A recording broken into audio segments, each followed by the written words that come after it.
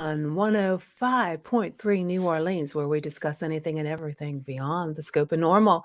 I'm Jenny Nicasio, along with my co-hosts, Sean Kelly, Jason I. Petro, and Trish Mo. I think that's the way you pronounced her name, Trish. I don't want to screw it up because I have a habit. We all know. Speak English.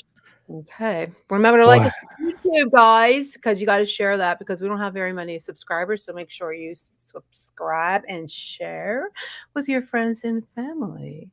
How are you guys tonight? Oh, finer than frog's hair.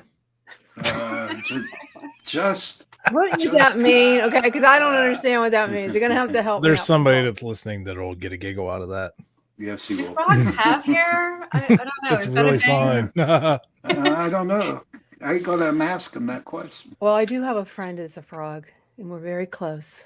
Oh, Oh, really? Yes, I saw him the other day. is it Kermit? And he's a big fat frog. He came back. He's my boyfriend. I'm just waiting for him to turn into a prince. Maybe We you gotta can kiss help him. me Did out you on kiss that, him? Trish. Did you kiss it? Did you kiss him? Right? No, Did you kiss him? I was thinking about it. I was, Try it. You might like it. Yeah, I was okay. I'll try. Well, no, I want you guys all to know that I took a nap. Yay. Amen. I did Amen. too. You did? I Amen. did. I need naps. I'm sorry. I feel rejuvenated. I don't know about you, Trish, but it makes me feel better. Who's It's 'cause excited it's for Torture storming Tuesday? here, so The naps are good. Naps are The only thing are. is you have to take a short nap. If you take anything more than I would say 45 minutes, and you're running into trouble because it feels Yeah. like you feel like crap later not on. me. I seen a meme the other day on Facebook. It said, anyone over 40 that's out past 9 o'clock 100% took a nap that day. No, I'm serious. so true. It's so true. I mean, I don't know how we used to do it where we would stay out. I don't know how I did that. It's Me like when neither. you just get up in the morning and you'd go out, you never come home until like, wee hours of the night. It's like, how did you do that? I- And you were doing other stuff that you weren't supposed to be doing. So I really don't know how that happened. Yeah. But I hope you guys had a Fourscore good and 10 years weekend. ago. Hey, thanks a lot. 4 scores and 7 years ago. I'm not that old. Oh my God. My weekend was good. Good. Taylor King, are you ghost hunters? Yes, we are. ghost yes, hunters. yes. Yes. Yes. Yes, we are. Well, I think we all are now. And Trish is going to have to go. Well, she's going to have to fly over here, I guess. This is Oh. the Well, first I was time just to gonna our ask show. her. Well, thanks for coming on to Trish. check us out. Yes. Trish, how would you like to be an honorary Pittsburgh Paranormal Society investigator from Kansas? That would be amazing. Kansas You're chapter. in. You're in. You're in. So it's funny. Today, I was actually, I reached out to some of the local paranormal societies, and there's the various groups in my area, in the Topeka area, in the Northeast Kansas area, and none of them are doing anything right now. And I'm like, why? This is the best time. The veil is the thinnest in October, and there are so many places here that could be investigated. They're missing the opportunities. So It is I guess a good. I'll just go by October's the myself. best. Yeah, Yeah, it is. October. Yeah. Jason, we're gonna have to go out to Kansas and kick some butt out there, buddy. Oh, Yeah. yes. There you go. Road trip. Yeah, maybe Yep. she'll There's no find place like home. those creepy monkeys that are that defying monkeys in Kansas. Was that the Wizard of Oz? Okay. Yeah. Yeah, it is. All right. Well, we have a lot to talk about. We'll catch up towards the end. We'll take a little break, but we have a lot to talk about tonight with our guests, and it's going to be a little different show than our normal show. So, I hope you guys are in the mood to talk about God, because this is what we're going to talk about. We have a special guest on the show.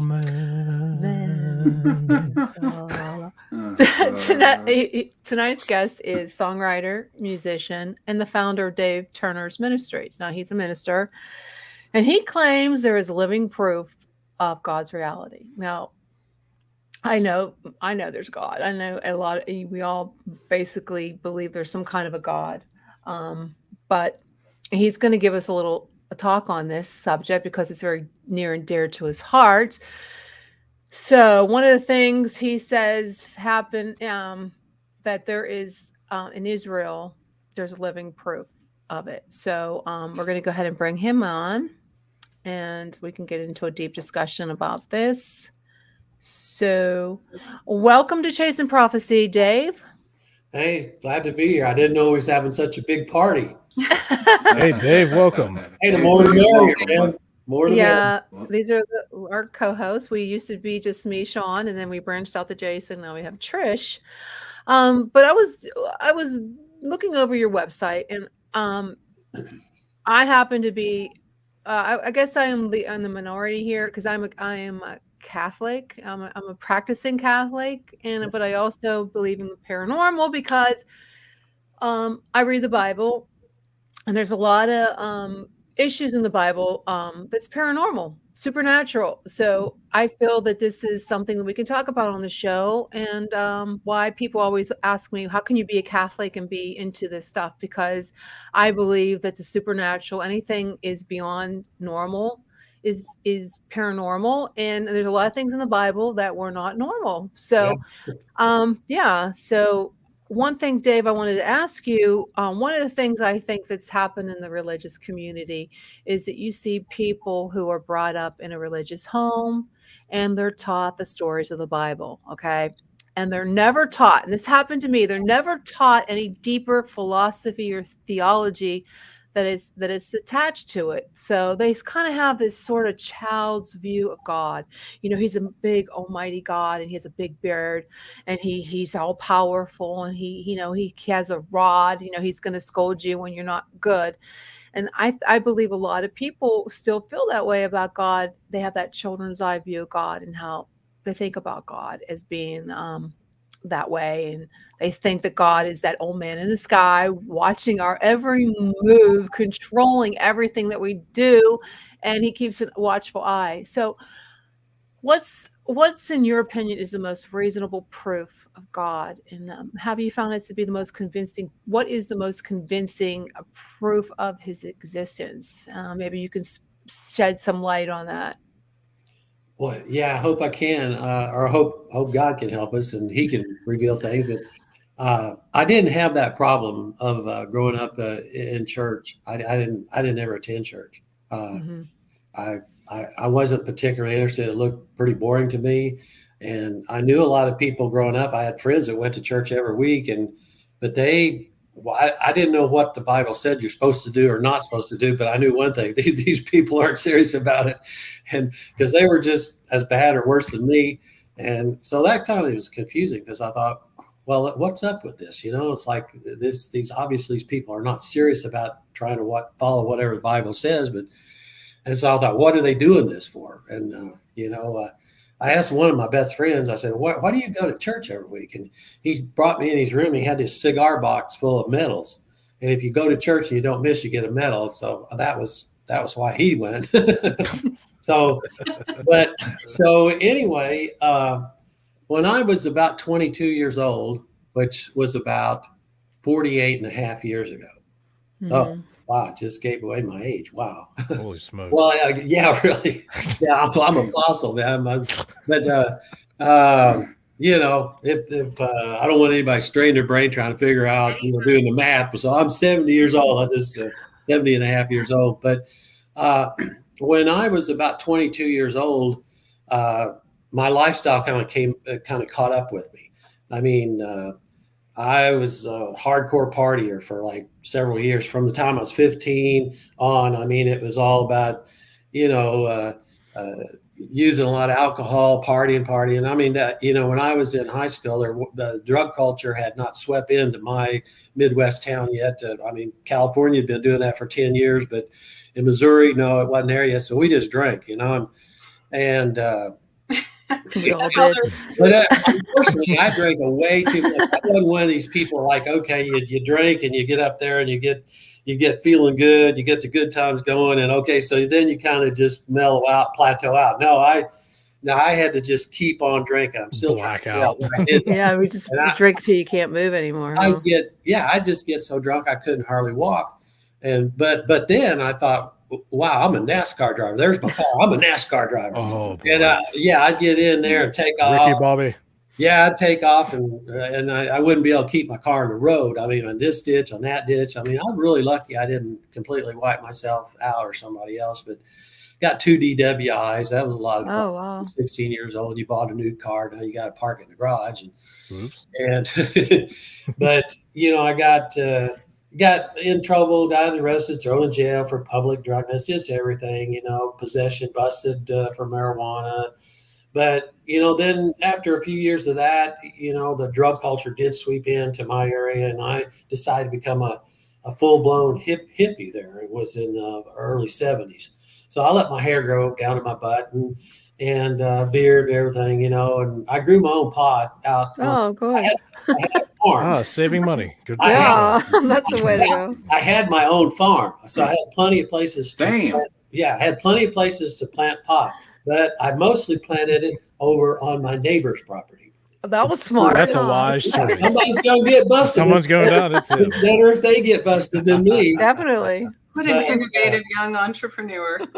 But anyway, so we did the pot thing, and then the hallucinogenic drugs and all that. I've done about everything I can think of it. Through all of that, probably the worst and most dangerous thing I did was I started smoking tobacco when I was 15 years old. Yeah, that's probably worse. I'd smoke like a pack and a half a day, but if I got drunk, I'd smoke 2.5 packs. I mean, I'd chain smoke all night long. And that was probably more harmful to me than anything. But when I got to be 22 years old, I just kind of, I kind of had an awakening. But now I did not know it back then, but I know it now that it was the invisible hand of God that just came and helped me. I mean, I'm still trying to figure out why God really liked me. I think if I spent the rest of my life thinking about it, I'll never figure it out, because I wasn't, I was probably like the least likely person that anybody would ever think they would see hold a Bible in their hand or going to church, and so but the Bible says that God is love, and I believe he's just got love for everyone. But I believe he does, kind of channel his love towards certain people, and he reaches out and help them. And I was one of those people, fortunately. And God has got amazing, it's infinitely great powers. I'm always thinking, when I think of the power, supernatural powers the Holy Spirit has, or God, I always think about the dreams he gave to the Pharaoh, the king of Egypt. And the Bible tells us he gave Pharaoh 2 dreams, all in the same night. And the thing about it, they were different, but they meant the same thing. He had a dream of like these 7 really nice looking cows, fat, really nice, grazing by the river. And then 7 really ugly, scrawny cows came up and stood beside him, and they ate those good cows. And then, so he wakes up and like, whoa, I had a good dream. And so he goes back to sleep, and he dreams another dream that there was 7 ears of corn on his stalk. Nice, really nice, nice looking ears. But then 7 really dried and withered ears came up alongside those 7 good, and they consumed them. They took their place. So then Pharaoh wakes up, and he's like, the Bible says he was troubled in his spirit. And because I think Pharaoh, he's probably a pretty smart man. And he knew, hey, these dreams, they're different, but they seem to mean the same thing. So I think Pharaoh he kind of had this idea like, well, I think maybe like some kind of divine being must have planned these out, because, they're the same. And so anyway, these dreams are super important that God gave to Pharaoh, the king of Egypt, because they were about something really super important that God was going to do in the very near future. And but how do you know that dream was sent by God? Well, okay, so it's kind of a long story, so I'll try to condense. No. There was a young Hebrew slave named Joseph, and he was the son of a man named Israel. And this Israel was Abraham's grandson, that God came to Abraham in the 12th chapter of Genesis, and he promised Abraham that he was going to make a great nation from his descendants. And he also promised that he was going to give a certain specific land to Abraham and his descendants, like forever. Like he was saying, this land will be your possession throughout all eternity. Well, okay, so The Bible tells us in chapter 35 of Genesis that the same Almighty God came to Abraham's grandson, whose name was Jacob. And but he came to Jacob and he said, I promise you, I'm going to do through your descendants what I promised your grandfather. I'm going to make a great nation from your sin. I'm going to give this land to you and to your offspring after you forever. And then God, at that same day, at that same time, God changed Jacob's name, Abraham's grandson's name, and he gave him the new name of Israel. He just said, basically, your name is Jacob. From now on, you're going to be called Israel.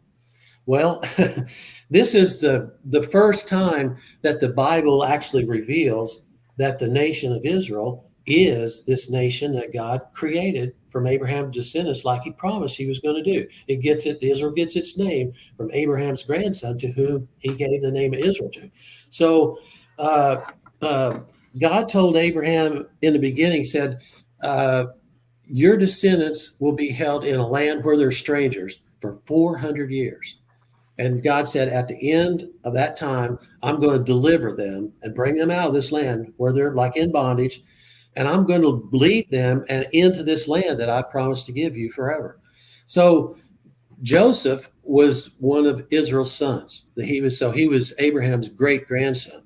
And God orchestrated, the Bible tells how God orchestrated a series of events. So Joseph was sold, he was taken down to the land of Egypt, and he was unfairly thrown into prison there. There's a lot of details. I mean, the Bible is real detailed and explicit about how all this happened. So we don't have time to talk about all that. But he was thrown into prison. Okay, so one night, God gave 2 dreams to 2 of Pharaoh's servants that happened to be in prison with Joseph. So Joseph interpreted those dreams. One of the men was restored to his service to Pharaoh. It was his cupbearer. So when Pharaoh had this dream, he tried to find everybody to tell him what these dreams meant. He couldn't find anybody. So finally, the guy that had been in prison with Joseph, that Joseph had interpreted his dream, stepped up to Pharaoh and said, hey, there's this young Hebrew slave in prison. And when me and your other servant was in prison, we had dreams, and he interpreted them then. And exactly what he said happened in 3 days' time. So Pharaoh's like, okay, bring him up, bring him up here. So Joseph was brought up out of prison and brought to stand before Pharaoh, the king of Egypt.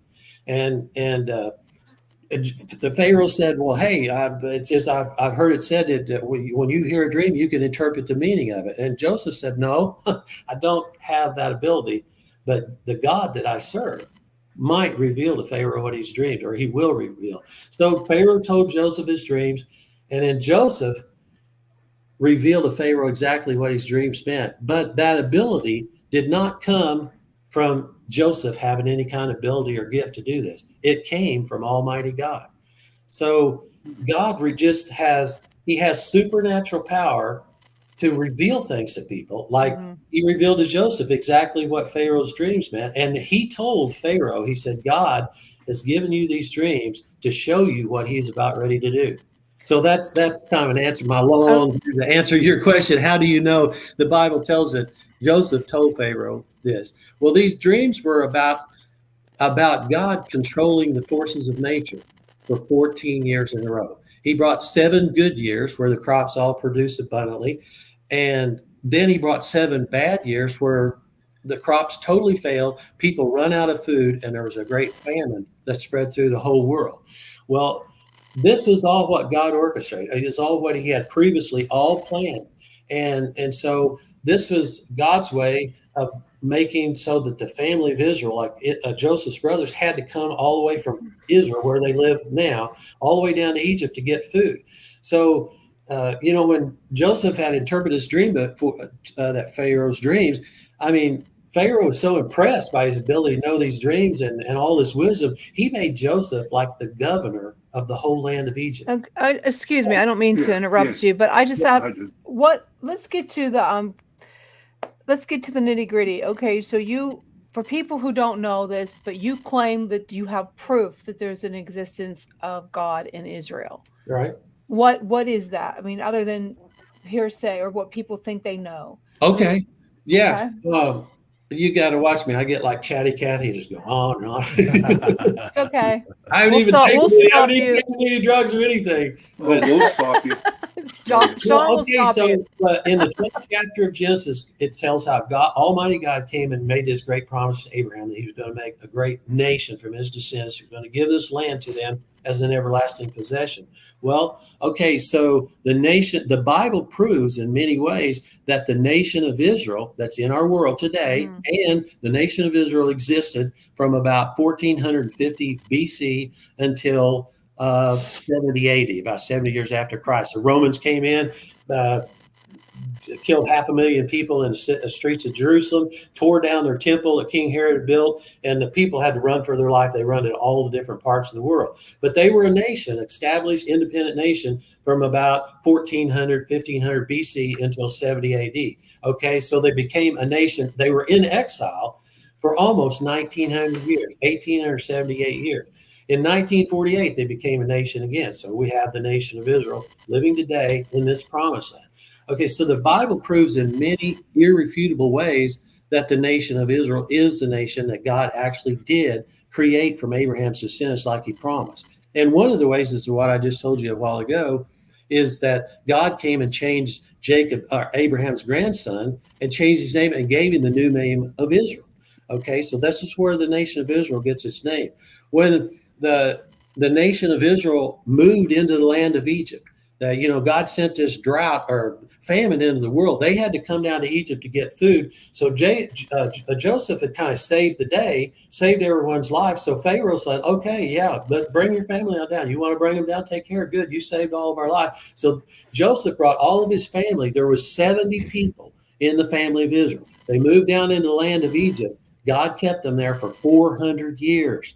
And during that time, he multiplied them. I mean, the Bible tells the names of Israel's 12 sons. It even tells the names of his son's sons.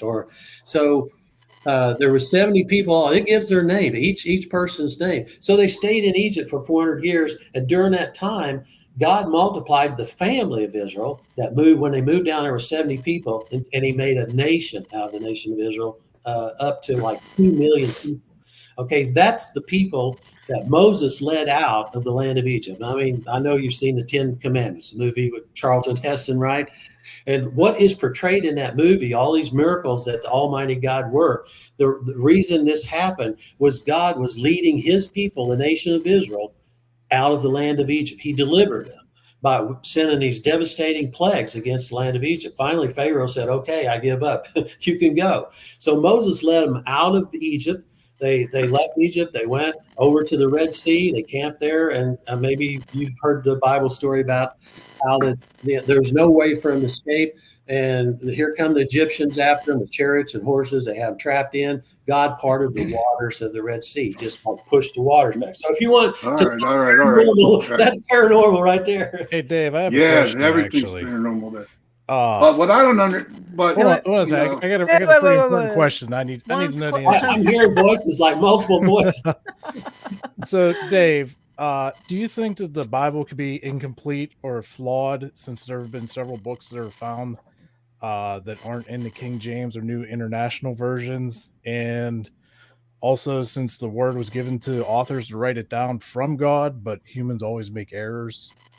So, well, I think humans do make errors a lot. So do you think that the Bible could be flawed or incomplete with all that information? Well, I tell you what my way is there's so many questions about the Bible, and is this inaccurate, or there's so many things that you could think of, that but there's no answers to these things. So what I do is I just hold on to what I can see is real, that I know is real.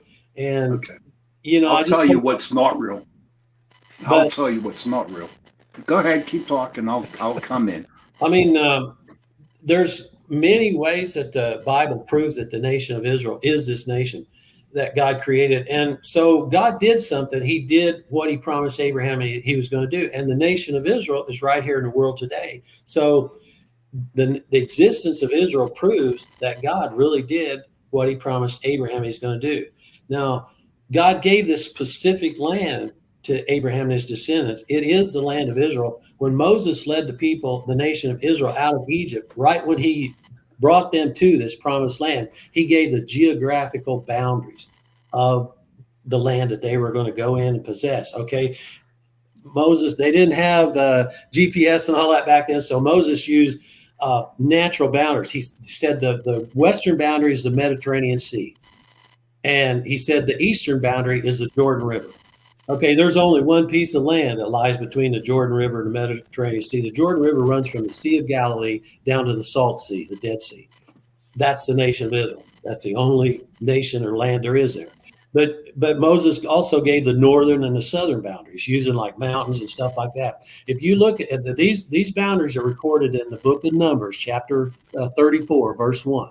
If you look at those and you get out a map of Israel, you'll see the geographical boundaries that Moses wrote down in the book of Numbers are exactly the nation of Israel. And then there's this thing here, like when the Bible tells us when Abraham came into this land that God promised to give to him, it names the places that he came to. He first came to a place called Shechem. Then he went to a place called Bethel. Later on, he visited Beersheba. Okay, Beersheba is the 7th largest city in the land of Israel today. It's the 2nd in land area.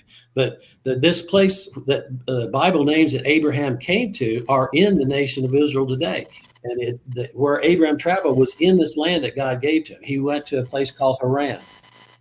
It says, the Bible says he bought a field there. It had a cave in it. That's where he buried his wife, Sarah. That's where Abraham is buried, and some of his other descendants, like Joseph. Okay, so the Haran is in the land of Israel. All these places that the Bible names that Abraham lived in, visited, are all in the land of Israel. So what does this do? This proves that the land that God gave to Abraham is the land of Israel. Abraham was the first man in the Bible to be called a Hebrew. When God sent Moses in to speak before Pharaoh, he says, the God of the Hebrews says, let my people go free. The God of the Hebrews. Abraham was a Hebrew. Okay. The descendants of Abraham are referred to in the Old Testament 18 times as Hebrews. Hebrew is the national language of Israel today. If you go to Israel and you drive down the road, you're going to see a street sign or a sign. It's in Hebrew. Hebrew is the official national language of Israel. Why? It's because Abraham was a Hebrew, and all of his descendants are Hebrew. Sean, you have something on your mind. Do I? Yeah. Yeah, do I? You said you did. Okay. What you got? You know, I respect you're a minister, you know, and I respect that you do preach on Genesis and the Hebrews and stuff. I have nothing against that. In fact, I respect what you believe in.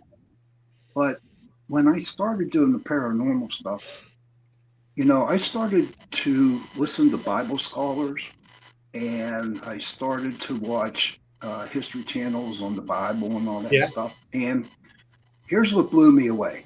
And this is what totally determined me from not believing in the Bible. And this is just me. For any of my listeners out there, I'm sorry if I, you know, tell you this, but in the New Testament, John was written, okay? And John blamed Judas. You know, the Bible blamed Judas for turning, you know, like snitching on God, on Jesus, right? Yeah. But here's the deal. John was written 96 years after Christ died. So how in the hell the guy who wrote that book, which I think was Moses, I'm not sure, but how can that guy who wrote the book of John 96 years later after Christ died, how can he blame Judas? Here's my theory. Okay, maybe I'm wrong. Maybe I'm taking it out of context or whatever. But I do believe that the Judeans are the ones that crucified Christ on the cross. No doubt. Right. Now, in order to throw Judas as a scapegoat and not blaming the Judeans, okay, if you look at Judeans and you look at the Judas, they match. And that's how Judas got the raw deal out of that in the Bible. So to me, when I found that out, okay, I don't put no faith in the Bible. I don't have no faith in Genesis because Moses wrote that book, you know. So that is how I feel about the Bible. So I have a hard time believing it. Think about it, right? How do you think about the Palestinians okay, how the Palestinians are furious because Israel, the Jewish got Israel in the middle of their own town in 1948 in their own country. How would you feel about that? Somebody coming in on your territory and, oh, God said it was okay. Don't get me wrong. I believe in God. Okay. Yeah. I have a hard time believing in Jesus Christ. And that's for me. Okay. And I've been sober for 31 years. Okay. And God has saved my life. But I think there's only one book in the Bible that I truly go by, and that's the book of Job. Okay. Because I relate myself to Job. But every other story in there, not putting St. Thomas in, not putting the book of Mary Magdalene in, not putting in, it was all put in the Bible so people could go to Christianity way. Now, St. Thomas, right? The book of Thomas. Thomas didn't believe in going to a four-wall building and pray with other people for God to love him. Thomas believed that he can go anywhere out there, sit down and talk to God, and God will still love him. You know what I mean? Was that one of the lost books? Yeah, it is. Mary Magdalene. There was a couple other ones that weren't put in there because it didn't fit the Christianity part of the book. Right. So whenever Christianity went over into England, Wales, and Ireland, okay, they wanted to stop people believing in paganism. Okay. So they threw all this stuff at them, and eventually they converted into Christianity, which I don't think is fair. So many Christian beliefs stem from paganism. So. I agree with you, and that's true. I do agree with it. But what I see and read in the Bible, I don't believe it, and that's how I feel. And the sad thing is, I was raised Catholic for 12 years. And you studied to be a priest. And I was going to be a priest. Oh boy. Well, I guess I'm just really a simple-minded person. There's so many things like about Judas or about so many things that it makes you question. It makes you try to figure out why or how this. There's just so many things, and I'm just. But why would God give, the Israel, the Jewish people, or the Israelites, whoever, promise them to make their life good, make their life good, make their life good. And then they go around and they crucify Jesus. Abraham, what's up with that? Abraham did have his first son was named Ishmael, and Ishmael, Sarah, his wife, was like barren. She'd never had any children all her life. She's 90 years old. So she and the Bible says she went through the stage of the what do you call it? Change of life. It's common among women. So it's kind of like, she'd been barren her whole life. She's 90 years old. Plus she went through menopause or whatever. So her reproductive system totally shut down. So I think she gave up. She's like, okay, I'm never going to have any children. So she gave her Egyptian handmaiden or servant girl to Abraham so he could have a child by her. And I guess Sarah, just like, she's desperate. She's like, well, this is the only thing I can do. Maybe if she has a baby and maybe that'll kind of be mine. I mean, she's desperate.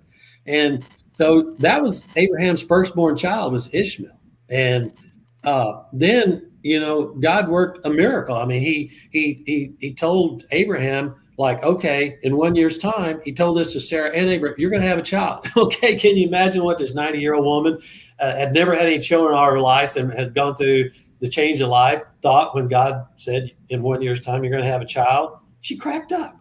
She was back in her tent and she started cracking up. Abraham laughed. He was 100 years old. And because this is impossible. But in 1 year's time, they had a child and they named him Isaac. I mean, God created life. He created human beings, the first two human beings. So he can create life anytime he wants to. So he created a life and gave two old people that was way too old to have any children. He gave him a child and his name was Isaac. Okay. So the Arab people, they believe that land, all that land belongs to them because Ishmael was the firstborn son. And in that part of the country, in that area, the firstborn has all the rights. Okay. But here's the thing. God has the divine and sovereign right to veto whatever he wants to veto. The creator of the world, the creator of the universe, the creator of life, he chose that he's going to fulfill the promise he made to Abraham, not through Ishmael, his firstborn, but through Isaac. And Isaac had Jacob, or Jacob and Esau. He had twins, in which God changed Jacob's name into Israel. So this is what God planned. This is what he chose to do. And the Bible makes it very well known. It comes right out and says that God says, I chose to fulfill these promises and give this land through Isaac's descendants.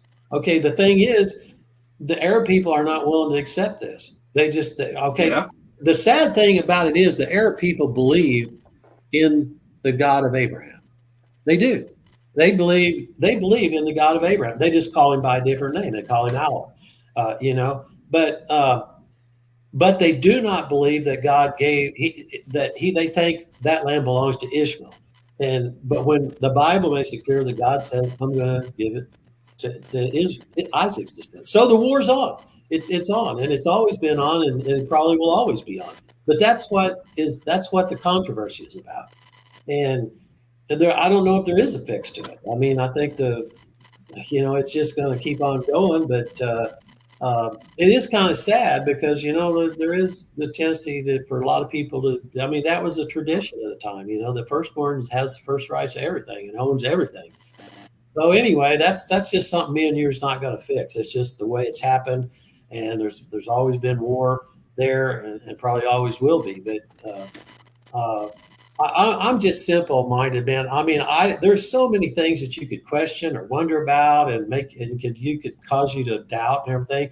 But I just, back at that time, I mean, I needed a fix to change my life. I needed a fix really bad. I mean, I was going to wipe out. My oldest brother came to me when I was crashing over these people's house on this multi-day party binge, and he looked me up. He come and looked me up, and I was about 22 years old there. Everybody said, "Hey, your brother's here. Your brother's here." So I went out, and he said, "Hey, I come to talk to you, Dave. Can we go outside and talk?" And I said, "Yeah." So we went out by his car, and he looked at me, and he said, "Well, here's why I came today." He said, "Have you looked in a mirror lately?" And he said, "Man, me and your whole family, we're really, really worried about you. We're concerned because you don't look good. And we're thinking if you keep going down this road you're on, you might not be around too much longer." I'm telling you, people, I felt sick. I mean, I pushed my mind and my body just way too hard. You can only beat yourself up so much. Your body's going to say, "I give up." And so I was pushed to a really dangerous position. I was in a life-threatening situation. And that's when God came and lended me a helping hand. And I thank God for that. But, since I was desperate to try to find a way to change my life, but I couldn't see any way to change my life. I mean, I tried to think of different ways. I'm like, I don't think any of this is going to work. And that's when God helped me to get interested in the Bible. Okay. So that became like my only hope. And so I followed that hope, and I started reading the Bible about Jesus. And then I came to the place where I realized, man, I just don't have enough faith to make anything happen. I couldn't even pray to God because I just, I thought my faith, I felt like, well, God might be real, but I didn't know in any real way that he was real. So that's when I think God helped me to see that, well, I need to find proof. I need to find some kind of. Okay, so let's get to the proof, because I know a lot of people in the audience are listening today. That's why they tuned in. They want to know what the proof is of God existed. Now, I could just say, yeah, I believe, because that's what I believe. Yeah, I believe there is God because that's my theology. That's what I believe. Yeah. My mantra, whatever. But there's people out there want to know. You said you have proof of God's existence, and that's what Sean wants to know. What is your proof?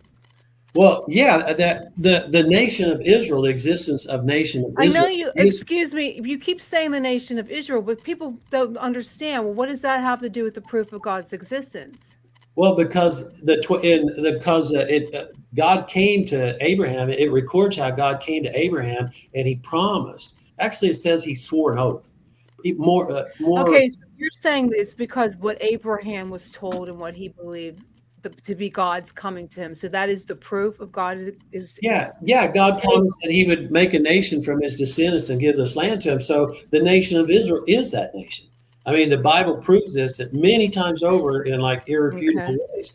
Trish, excuse me, Trish, you seem like you're like looking at that screen and you want to say something. What do you think? I was just thinking, well, that's kind of like, you could say that about many nations, like the U.S. We're one nation under God. There's,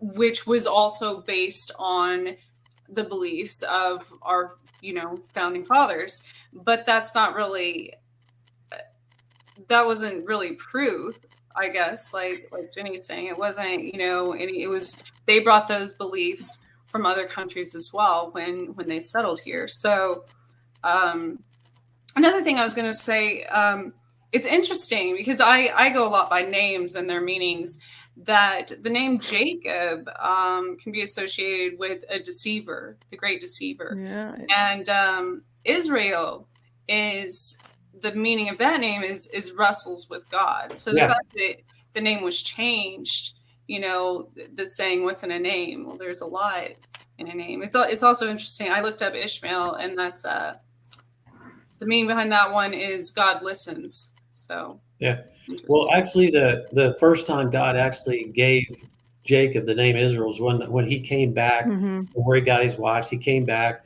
and where he camped out. He actually says he wrestled with an angel all night long, and so at the end of that time, the next morning, the angel gave Jacob that name, and that's the very first time that his name was called Israel. So he wrestles with God.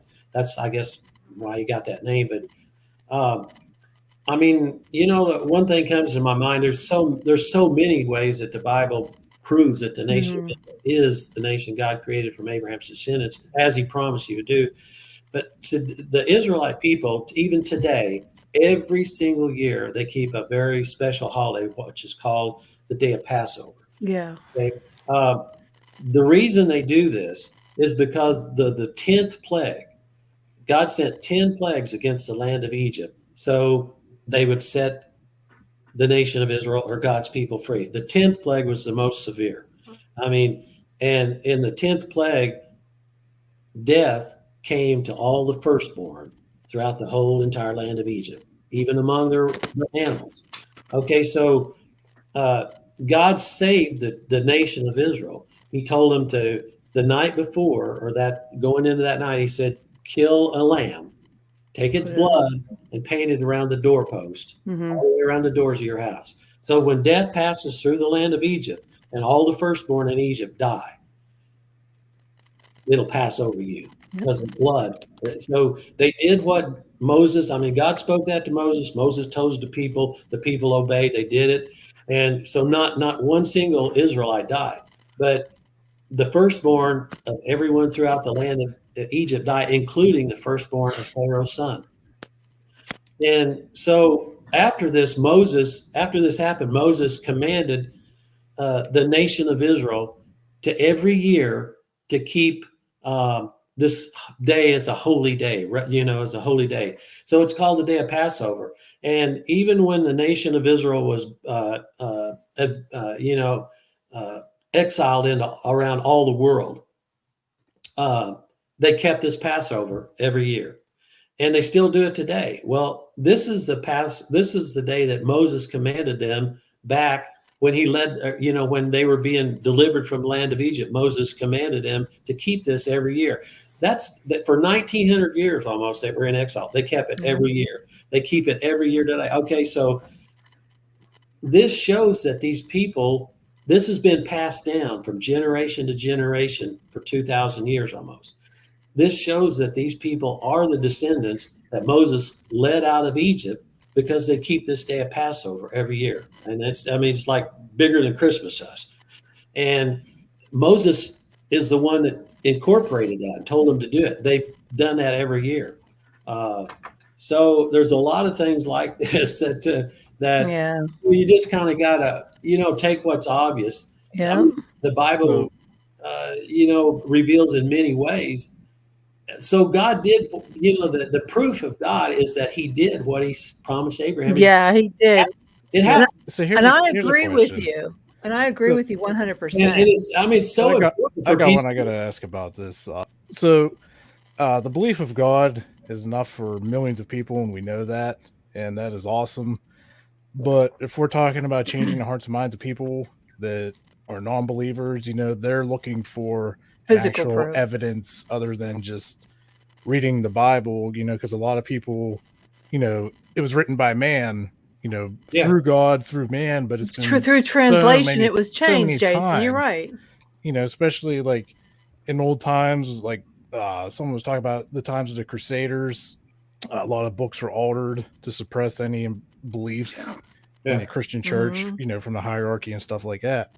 But it's the non-believers, Mhm. that what they want to see the proof that yes, this is real, other than just going off what the Bible has to say. Yeah. Yeah. And one of Kind our of like, comments is asking too, Joni is asking, okay, so what's the physical proof? I mean, you kind of think about it like a paranormal, kind of sense. A lot of people believe in ghosts and spirits, and a lot of people don't. But when you could show the actual proof, like, look what we caught, this is real, this is actual stuff, then it's able to change minds into seeing that side of things. It's the people that they want to see the actual, like, what do we have, Yeah. to show. Well, it's true. I mean, to come to God, you have to have faith. You have to believe that He is. You have to have faith. I mean, the Bible makes that clear. And, that's the way, discovering that the nation of Israel is proof of God's reality. That's what brought faith to me. I mean, when I first turned and tried to search for proof, I wanted to try to find something that's existing in the world that I could see that is the result of something real important the Bible says has happened. And that's what I found. I mean, I know now that God led me to that. And, whenever I discovered that the nation of Israel is the nation God created from Abraham's descendants, and it's right here in the world, then I thought my take on that was, wow, I found a lot greater proof than what I was ever hoping or expecting to find. I found a whole nation of people. Look, there's a lot of other nations. I mean, is it Trish? Mm-hmm. Oh, yeah, you mentioned the United States, but okay, so yeah, we were founded on belief in God, and we were seeking freedom. Well, that's a good principle. I don't know what happened, but something really bad happened along the way here. But but the thing is, God did not create the nation, the United States. God actually created with His supernatural powers. The nation of Israel didn't come into existence in a natural way. God, when He spoke to Abraham, He said, "I am going to make a nation from your descendants." He didn't say a nation's just going to come. He said, "I am going to make a nation." He said, "I'm going to give this land to you forever." So then you just read on all these miraculous works and supernatural miracles. I mean, what God turned the first disaster He sent against Egypt, He turned all the water throughout the entire land of Egypt into blood, the blood of the Nile River, but also their streams, their ponds. Even the blood where water that people had drawn out of a well or spring, put it in vessels of clay and brought it into their house to wash their hands with and cook with, turned into blood. This is like unbelievable. Where's the proof? Where's the proof? Well, the Bible just tells us that. I mean, you just believe it or not. But the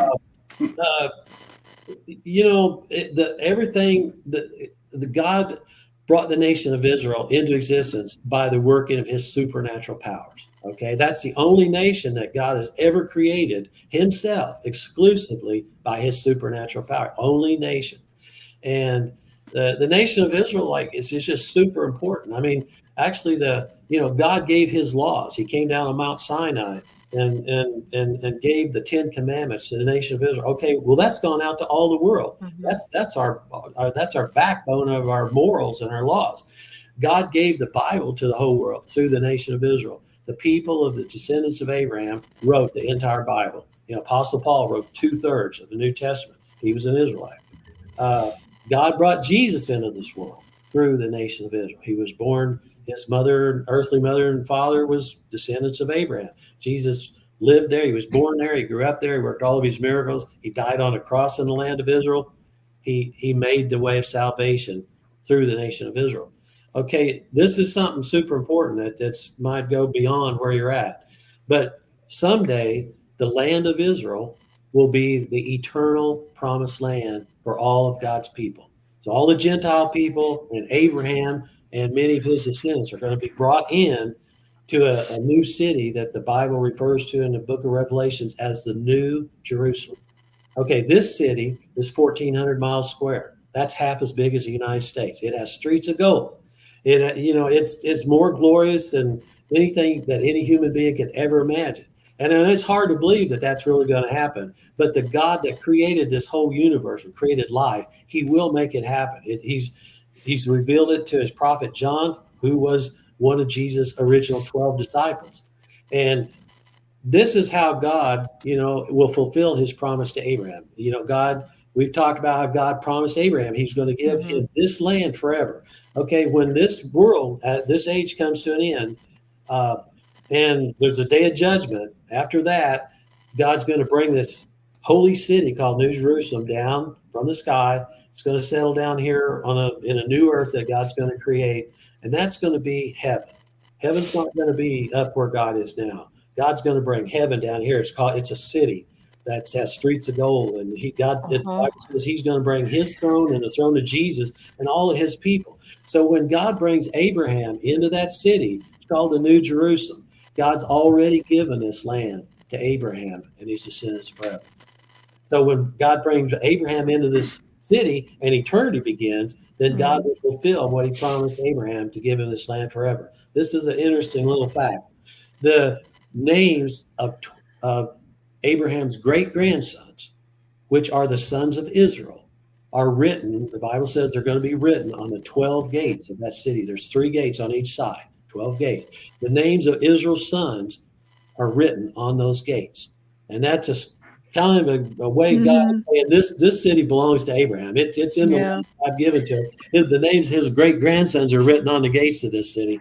I know it's hard to believe that this is going to really happen. You know how much I believe it's going to happen? This as much as I'm sitting right here. I believe you believe it's going to happen. And I believe it is. In one of our comments said, if you had actual proof of God, God would not exist. That's something to think about. Go ahead, Jason.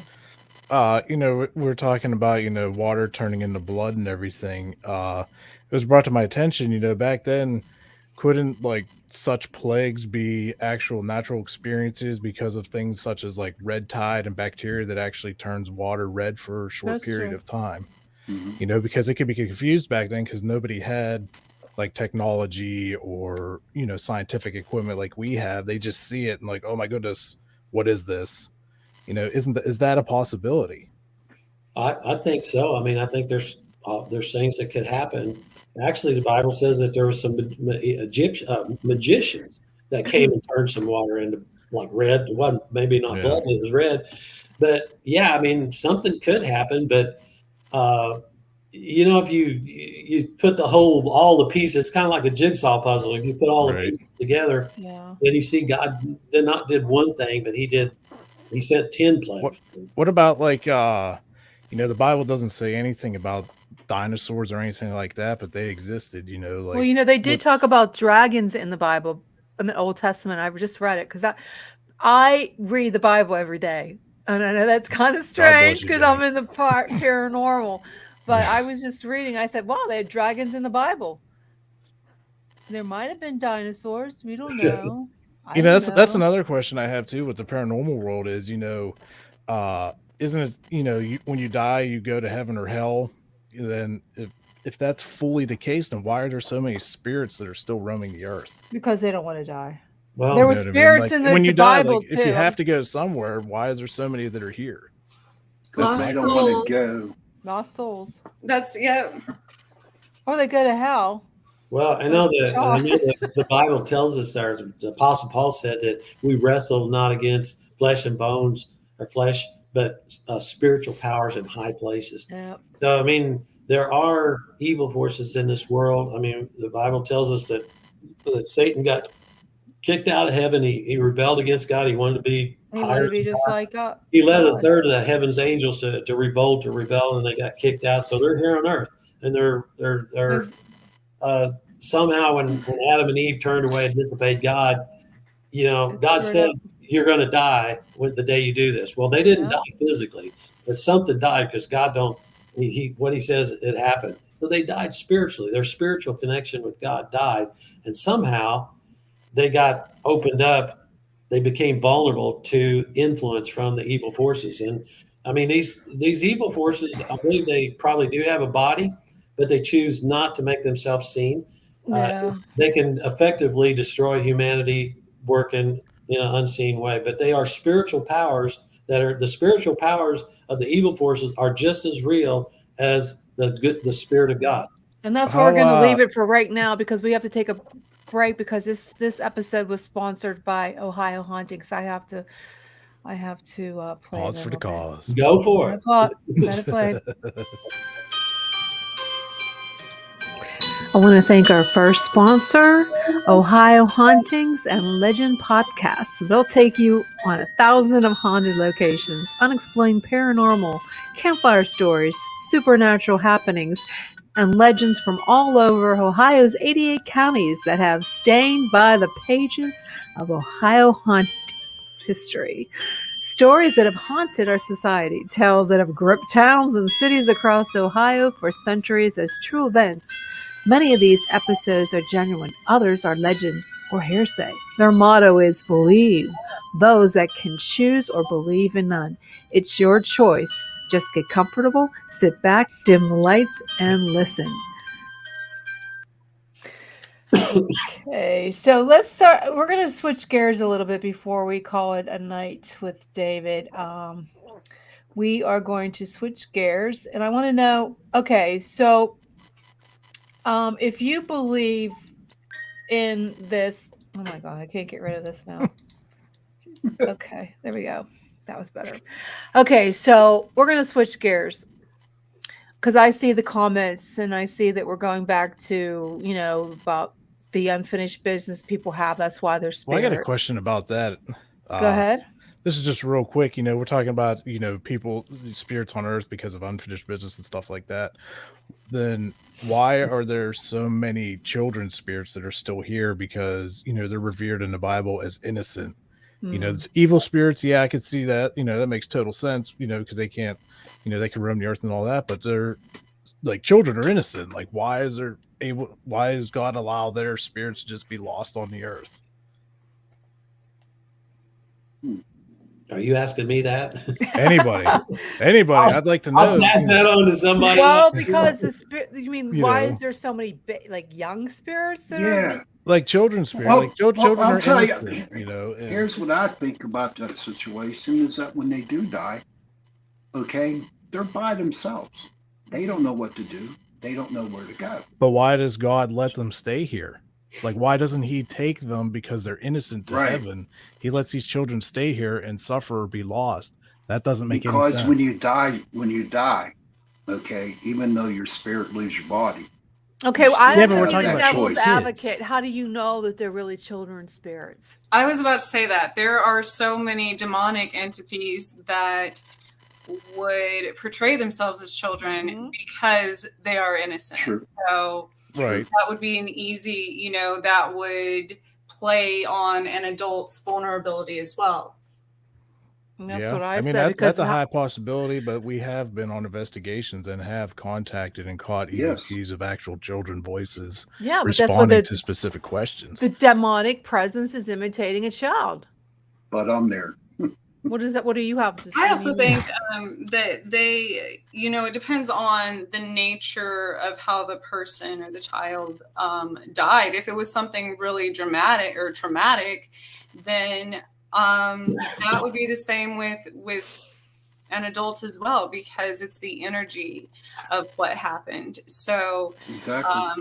A lot of more spiritual people opposed to the religious side believe that our spirits live on forever.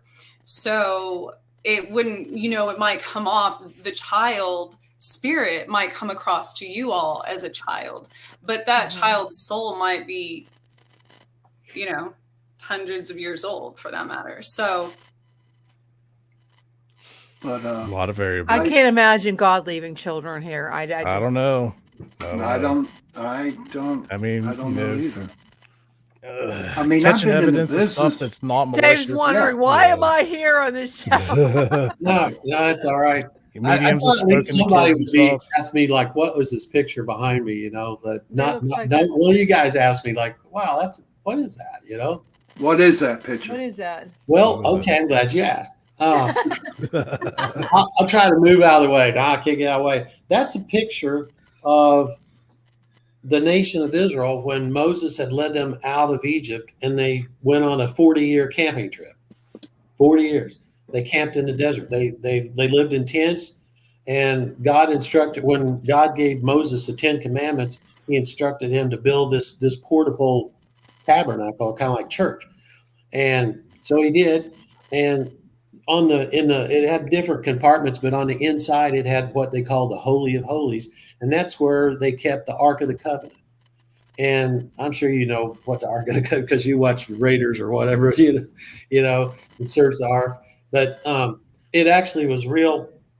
It was a wooden chest that was overlaid with gold, and they put the 10 Commandments, the tablets of stone that God actually wrote his laws on inside that, and God regarded that as most holy.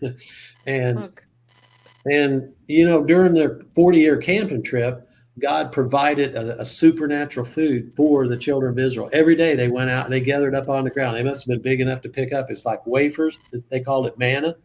And it's spoiled overnight, so they couldn't keep it. But they took a bowl of that manna and put it in the Ark of Covenant, and it stayed for years and years and years because supernatural God.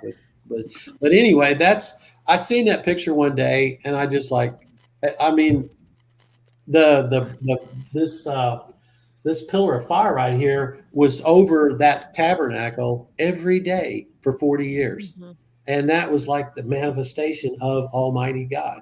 Yeah. And during the day, there was a pillar of cloud over that tabernacle. So this is cool. I mean, these are only people on planet Earth that could look out their tent and say, "Oh, look, there's God," But, they were super privileged, more than any nation in the world, but they had a worse luck and been treated horribly than any other nation because they didn't really stay true to God, Yeah, so absolutely. That's why 6 million of them got killed in the Holocaust, Well, exactly. Well, we're going to leave it here, Dave, but I will just say I know the existence of God because I see it in the face of my children. So that's how I know that there is a God. So I don't need to be told about Israel because I believe it. But that's just the way that I got started. But I wish I had time to tell you about the personal encounters. Absolutely. But I'm glad you came on the show today. Yes, thank you so Dave. much for coming on. Good discussion. Good discussion. Where can someone get your information if they want to learn more about the nation of Israel? Okay, I have a website. It's dtministries.net. DT is for my initials, Dave Turner. Ministries is plural, dtministries.net. And I've got 4 writings. That's all there is on this website. 4 writings. One of them is about the nation of Israel. Everything. Absolutely. I will definitely check it out. But thank you so much. Enjoy the evening. And thanks again for coming on Chasing Prophecy. We really appreciate it. You have a great evening. You too. Thank you, Dave. Well, that was interesting. Not what I was hoping. He was going to give us some solid. I wanted to talk to him more about the shroud. If that's really Jesus, but I don't think he would go there. So I'm glad we had him on the show. He believes that the nation of Israel. I believe. See, now like I said, I believe what he's saying, and a lot of people out there, they want specific proof. Like, you're not going to get any proof like that. That's where faith, like he said, comes in. Faith comes in if they believe that. I believe that there's God. I believe there's the most powerful existence in life, and I believe, but I also understand where he's coming from. There has to be something that happens to you in your life that you need to find God. I've had all that. I was into spirituality. I was into the moon crystals and all that, and I changed my ways to a point where I was never actually a pagan. I always believed in Christ, but now that I've learning more about the Bible and how to interpret it, he didn't really get into that, like what you said about Abraham, what he was saying about Abraham. I mean, you have to really go deep into the Bible to understand Abraham.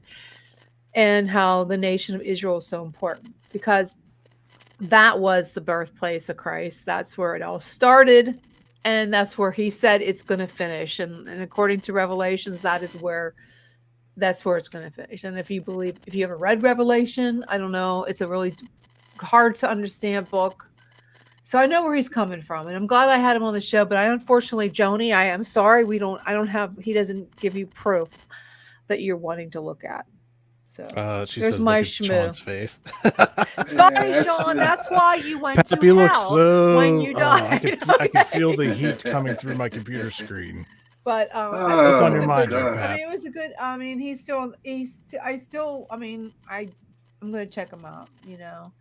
And I mean, I like what Dave was talking about, but I was raised Catholic and everything, and my grandma, she, Carmelite and everything. So I've heard a lot of these things going on. But as I'm getting older, you realize, there's so much man-made, man-written stuff in the book. It's been through translation. Like, You don't know I believe in God, right. yes. But who's translating it?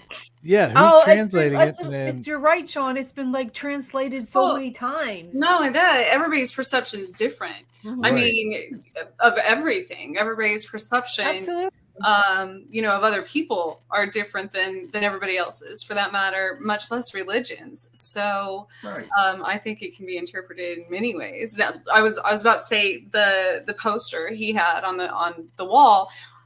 Some people might think that looked like, Independence Day or something. So it looked like a FEMA camp.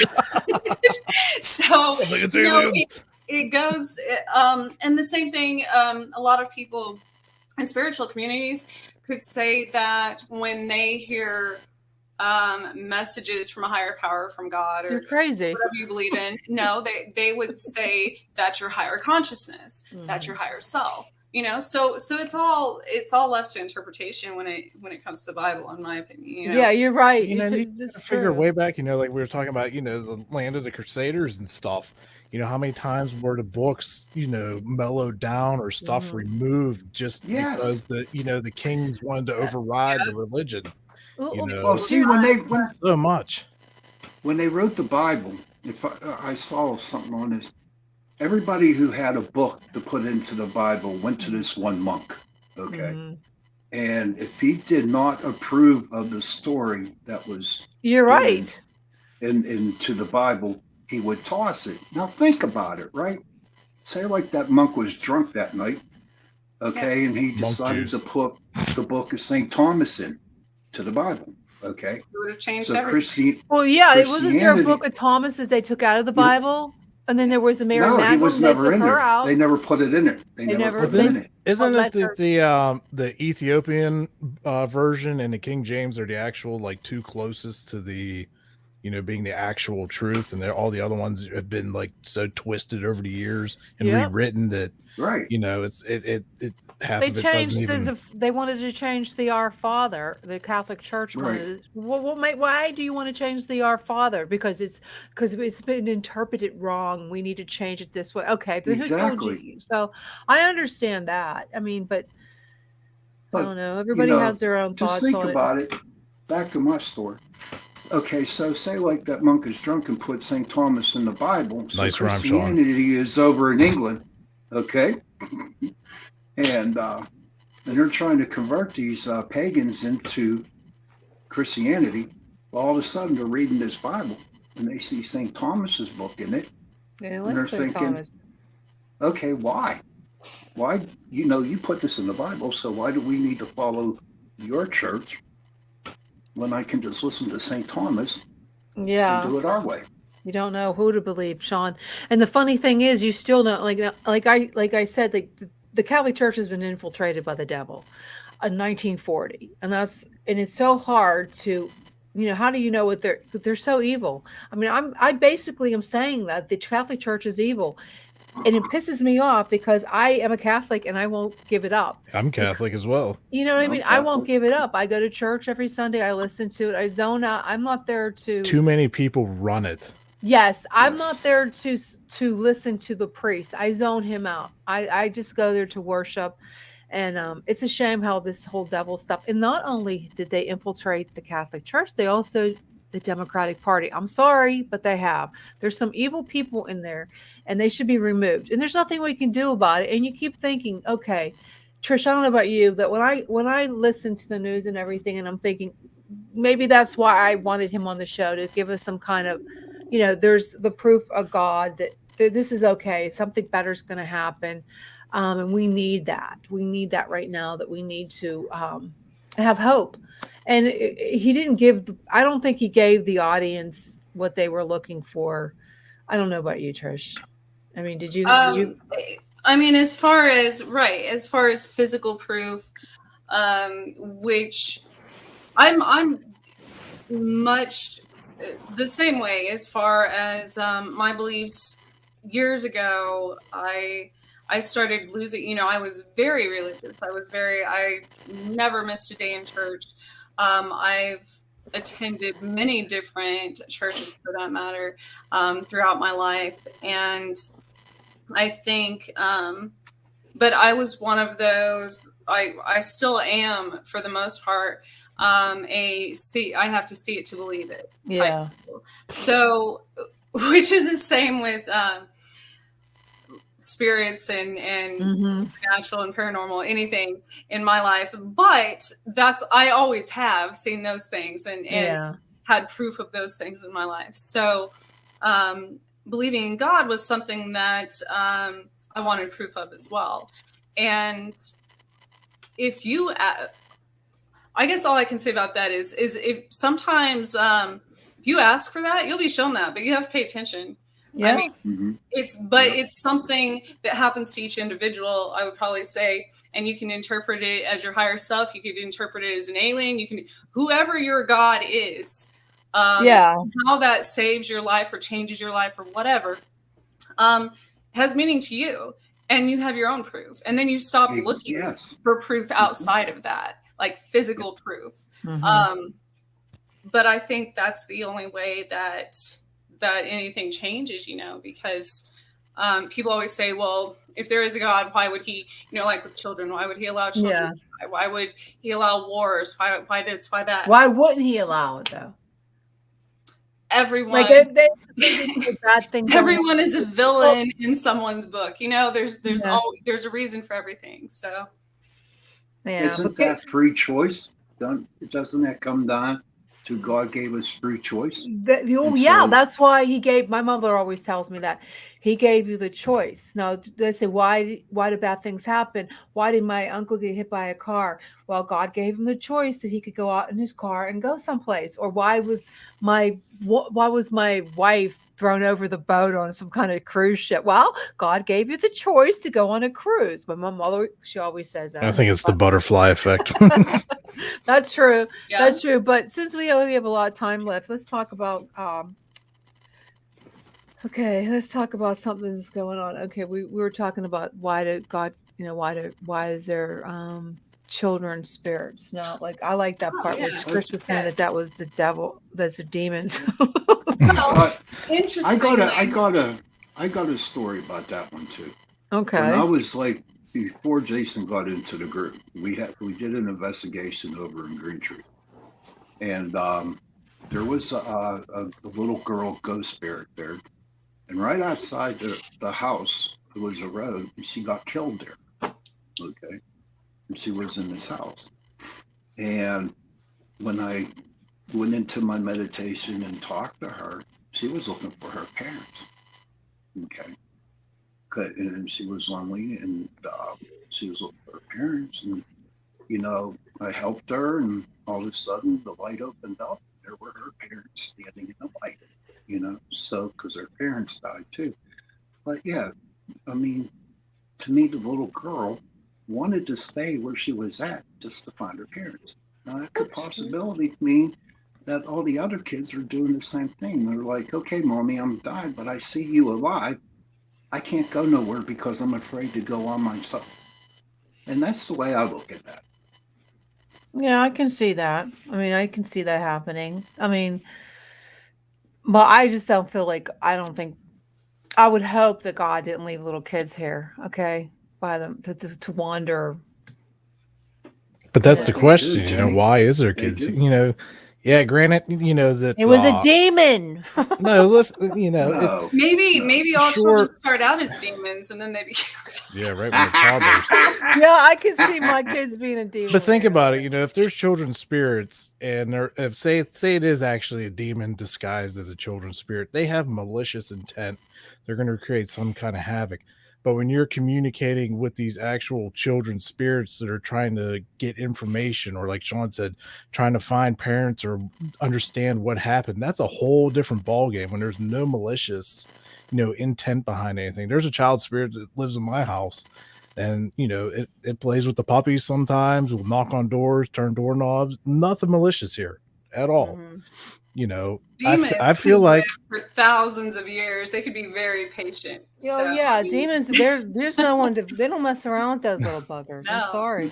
right, but I still, you know, I feel Yeah, like none of us yeah. know the actual answers, but Exactly. based off of the evidence and proof that you gather, you know, like Sean and I have gathered a lot of proof and evidence and have caught children voices responding to direct questions to find out with no malicious intent. So that, you know, obviously for us, that's a child looking for some kind of Yes. answer.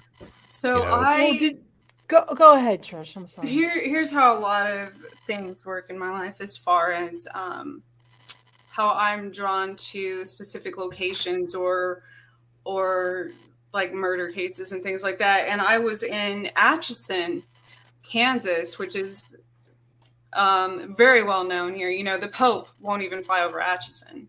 Really? So Really? that's where the Sally House is. That's where, gosh, it's home to a lot of. There's a very supposedly haunted cemetery there. But anyways, I was driving, and this was just recently, and saw there was graffiti on a wall that said Genesis, but it had it looked like little red bloody handprints. So this is what came up when we started talking about the children, and the song that was playing, you know, on my radio at the time was "Song of the Innocents" by YouTube. So I'm like, okay, you know, Yeah, that's something. it starts triggering things. And then I was thinking about throughout history in mythology and different, even in like fairy folklore, the children have often been. You talk about witches, anything like that, vampires, even the children have been stolen or their souls from their bodies because they're the innocent. So I'm wondering how, you know, it's a common theme, and it's a common even in the reality in our world in the 3D. It's always with children, you know, there's trafficking and so many things that involve children. So, but that's been around forever. So I wonder what the correlation, What was that? you know, is with all of that as far as. Did you see What? that? What was that? What was what? I don't know. Something flew over her head. Oh, it's I didn't see it. orb I or saw Yeah, it. shit. Probably an orb. When we It's a child rewind, spirit. we'll see it. No, Could I be. did. Maybe a you child think? spirit. Well, you're right about the child trafficking and how like there's. And all I just the- watched it last night. So, Oh, you know, here I am Jesus. thinking about all this. That is the scariest freaking movie. You know, but I feel like there's a big difference though between, you know, talking about folklore, you know, with children and stuff. You know, that's what people like to be freaked out and scared about stuff and watch movies and stuff. But differentiating the folklore to what we actually gather, you know, let's say like paranormal investigators, that's completely separate. You know, I don't that's know, but actual. I think there's still truth behind a lot of that.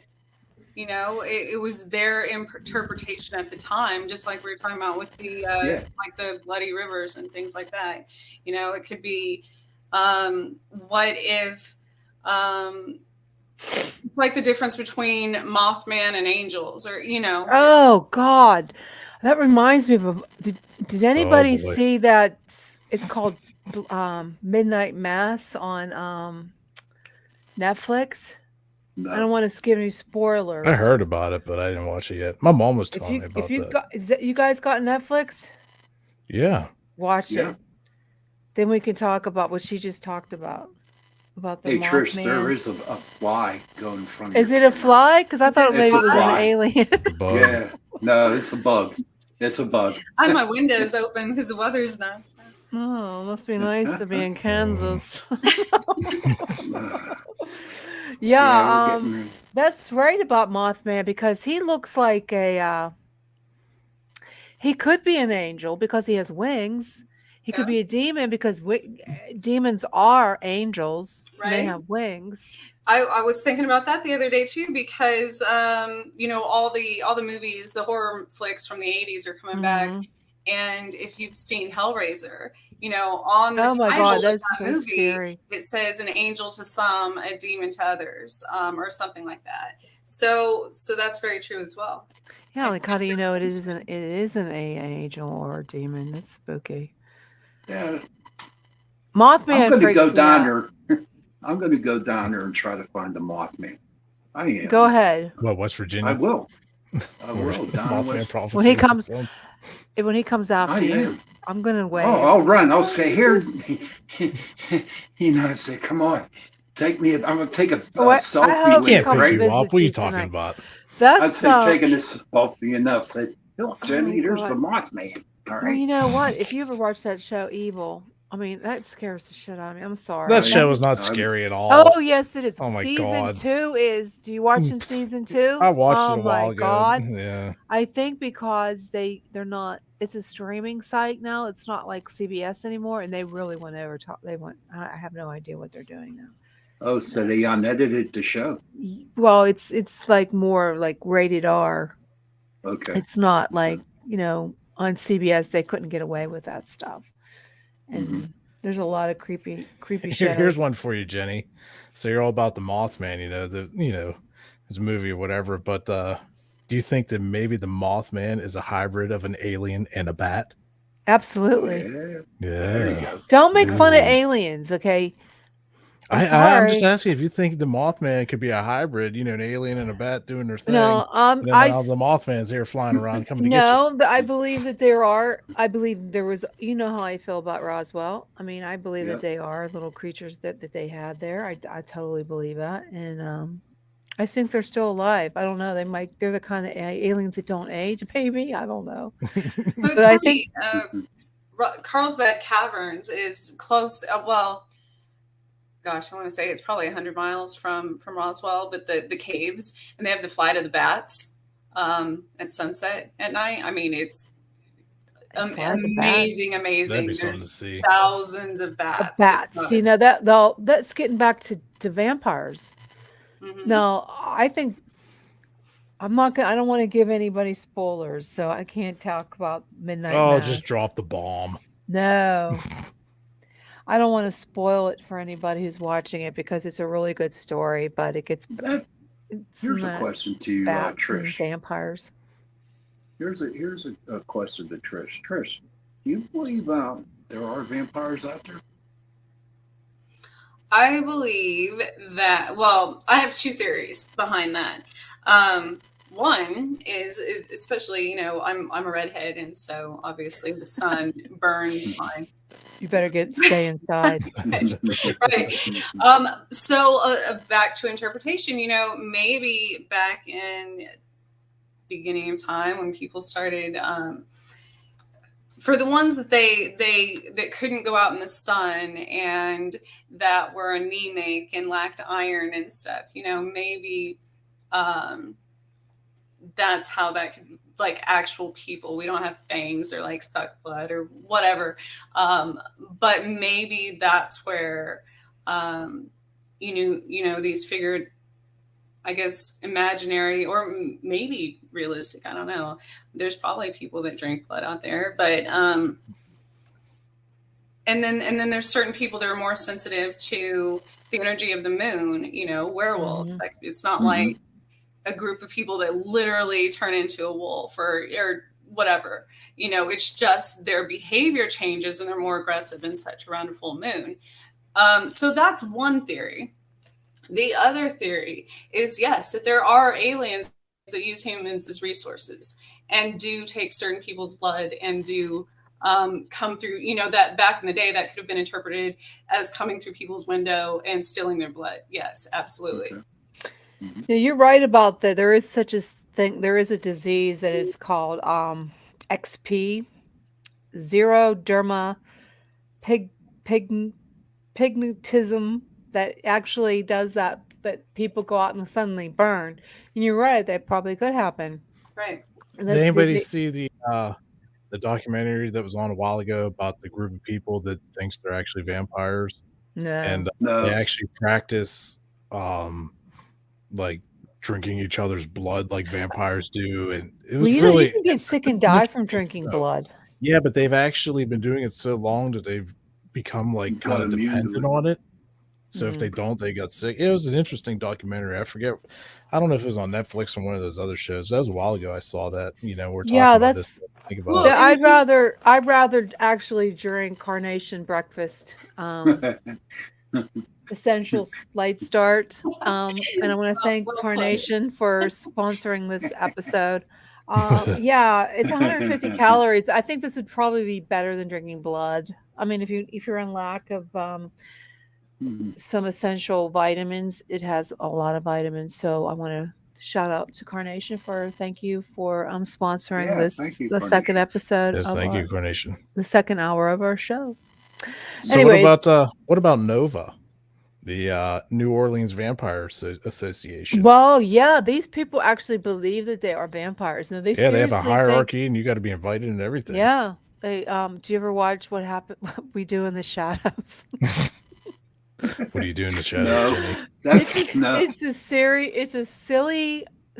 silly sitcom on FX about there's a couple, there's a female and a man. They're a couple husband and wife vampire, and then there's their familiar who's now their bodyguard, and then we have the big honcho count. It's hysterical, and it's only like a half an hour, I believe.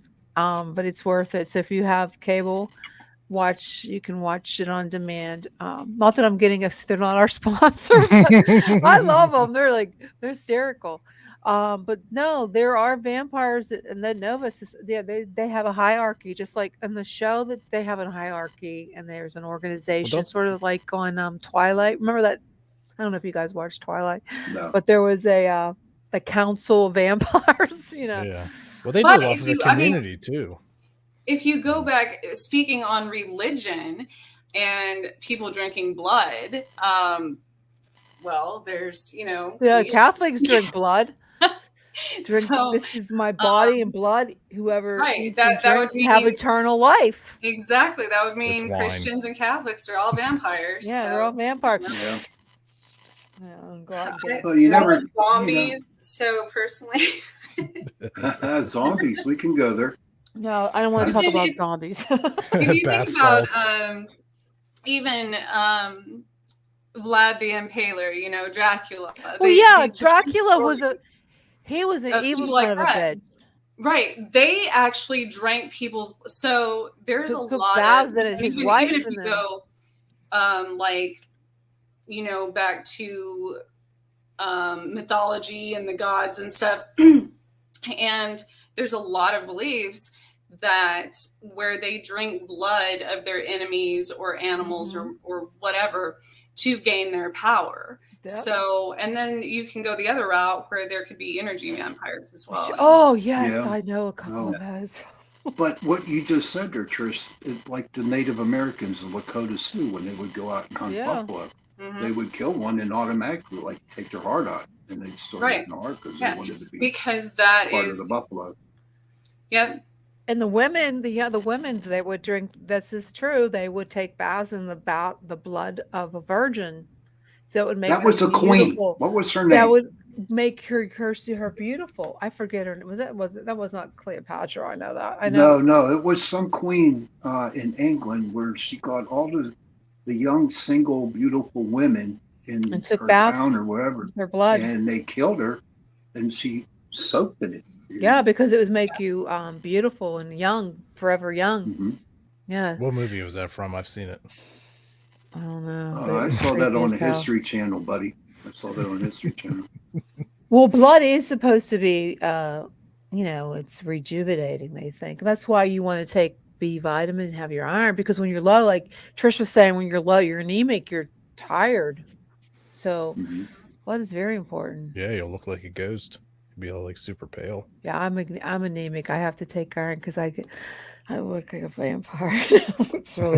I don't like the sunlight either because, no, I have a disease that I don't like the sunlight. I have Sjogren's and I can't go out in the sun. I have to wear sunglasses and bright Oh light. wow. Oh, it's horrible. So, but I mean, I love the sun, but I have to protect myself. So that could be something like they could have, and they don't have. That's I don't awesome. have tears. I don't cry, and they think, "Wow, you don't cry? That means you're evil." I don't have tears. I can't shed. It's really bad when you can't cry. Did you ever try wanting to cry? You don't have tears to cry. It's No. horrible. I'm I heartless. never did. That was Snow White, the newer one, where she couldn't cry and she bathed in. Wish Then I she bathed in- bathed in blood. Yeah. Well, maybe that's my problem. Maybe I got to go kill me some Oh. sheep. Oh, don't go there. Hey, Don't go there. I don't have enough money to bail you out of jail, buddy. well, if Hey, you guys what have any happens in the invested, Cassia residence happens in the Cassia. oh, you don't know what happens over here. It's kind of Uh, scary. I don't know if I want But to blood know. rituals has I been. heard something about even- sheep and blood. Yeah. Well, yeah, even in Christianity, like you said, putting the blood around the door. Yeah. That actually stems from a pagan belief, and even in other areas of the world, it's done to. So doorways are considered the threshold between like an entry and an exit, or a threshold to something. Mhm. So a lot of different cultures and beliefs, they would put the blood at certain times of the year, certain days, things like that around the frame. So evil entities can't pass through that, to block that. Or demonic in some Yeah. people believe that, things like that. So blood's been, and then like we're talking about with communion and things like that, blood has been used Sacrifices forever since that's what Steve voodoo, Gray said. There's black blood magic, sacrifice. Yep. Blood All of those sacrifices all stuff. through the Bible too. I mean, the Christianity is based off the pagan religion. I mean, it's good. a lot of it. A Yeah, lot of it is. a lot of it is, and there's hey, to each his own, right? If you want Right, to exactly. to each But, his own. in the long run, when it comes down for me, is I will respect what everybody believes in. If it makes you good and it makes you happy, Hmm. go for it. All I ask you is that you believe what I believe. Well, one day when we all die, we'll find out what really happened. When John's in hell. I'll say, John, come on in. You go, oh, sorry, you can't come in. Remember back in 2021 on Chasing Prophecy? Oh, I'm going to hell. Here's Hey, you my look like you're theory. starting to No, you're sweat not. already. I am. It's hotter than hell, dude. Why are you always so hot, Sean? Is that because you get upset? My You don't like mom, when my you're talking? mom keeps telling me I'm having menopause. I don't. Do Well, they you know have her, that? so Yeah, there is. Yeah, men do get it. you're a prime Where example. they get the heat. You You need know, like test- the women you get need- menopause. You need tea. Right here, need Lipton. Jason, hook him up with some tea. Go outside, Testosterone. get in your car, go to the store, and get yourself some tea. Yeah. I got it right I don't here. mean that kind of tea. I'm talking about testosterone. Oh, You have get in your some- car, go to your Alex doctor's Jones has office, some and get on some tea. Infowars.com, and I'm not getting. He's not my sponsor either, but Infowars, they have some good stuff on there. You can get some. So, what's everybody going to be doing for Halloween this year? Are you getting ready to I'm going decorate? to kidnap little children. Hansel and Gretel. Halloween? I mean, I'm a redhead. I'll probably go soul stealing, like we do. Do you have blue eyes? No, they're No. red. They're red. She's a Oh, devil. man. She's a Oh my redhead. god. Oh, So here's an age old question for the Reds. It's always been said, told that gingers don't have souls. What do you feel about Oh my that? God! Whoever said that? No, I heard that. I heard that. Gingers don't have Okay, souls. That's an interesting thing because I've had this, thought and discussion many times with people, and a lot of gingers. That's actually, kind of derogatory. Most people don't know the origination of that either. But as far as redheads go, and going back to the RH factor and things like that, and redheads are one of the few, right. Well, that's what I was going to say. Most of us She's an date alien. back to the original cavemen that have been found, and that's why we're the 1%. Look, see, she stopped there for a second. See, she is an alien. Yeah. That's why she's on the show. I know. But that's what I was going to say. So if that were the case, and we are aliens, but I think everybody here is an alien. So I mean, I'm an alien. But if we were the first ones here, then and with the theory of souls as it is now, how people believe in souls entering bodies and when people are born and things like that, maybe redheads don't have, You don't have a soul. Maybe our ancestors didn't, for that matter. I was just curious because I've heard that saying like my entire life. People Redheads always say don't stuff have like souls. that. It's like, being with all of your knowledge and everything, I was curious to see what your input would be on that. Yeah. That's That's a good question, Jason. So you Irish, Trish? I am. Or are That's you why she's a 100%? redhead. Oh, that's good. She's a little That's good. leprechaun. What do you feel about And it's leprechauns? funny because, redheads are, well, going back to it that I just watched, Pennywise is a God. redhead with blue eyes, There's, That guy, that little creature, dude. so Oh, witches are always portrayed as redheads, all of the like vampires. No, I thought they were mostly dark hair with, like yeah, that's what I thought. that. What's that girl? What is it? Oh, What? Well, she's tired. She's no, I'm tired. not. I'm trying to think of the She's name. tapping She's out. no, I'm not tapping out. OAC, Hocus is that her name? Pocus? Ocasio-Cortez. She's a little witch. She's like, Oh, jeez. Oh, wow. But no, that's interesting because do you this might be personal. You don't have to say nothing or tell me to shut up. But do you practice the Shut up, Wiccan religion? I do not.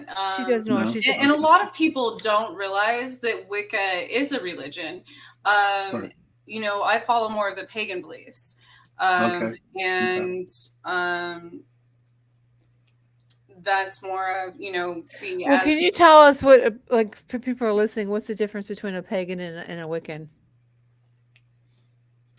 So paganism is kind of an umbrella term for. Do you wear a black cape at night?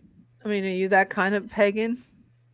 That you actually worship on Halloween? You go to a black mass. Well, Halloween, Samhain. Is that a big holiday for you, a pagan? It is because it's the marking of begins the dark half of the year, obviously. So, but most pagans are very peaceful and really just believe in the. Okay, you're more like I'm a pagan, but I don't worship. I don't do like I'm looking it up. They're more like they believe nature is sacred. Absolutely. They're into nature. Right. So As I'm above, like so at below. And anything you put out into the universe comes back to you. okay. Like that. But yes, as far as the holidays, which they mostly follow the same ones as Christianity, because Christians, Okay, so Wiccans have rituals. I don't see anything about paganism having is rituals. more. So I don't want to say New Age because that's not correct, because it's been around for a long time.